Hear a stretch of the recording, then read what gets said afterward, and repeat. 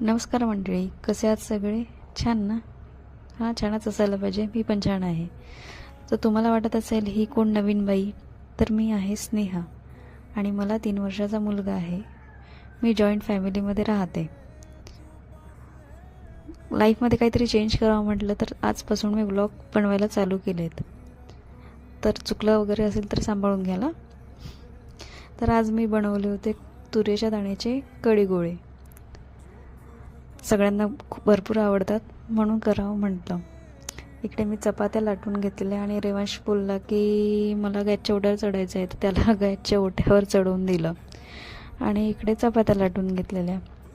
मग काय रेवांशलाही खूप भूक लागलेली होती, त्याला वाढून दिलेलं आणि देवाला नैवेद्य पण देऊन दिला. मग काय मला पण खूप भूक लागलेली होती कामं करता करता. सो मग मी पण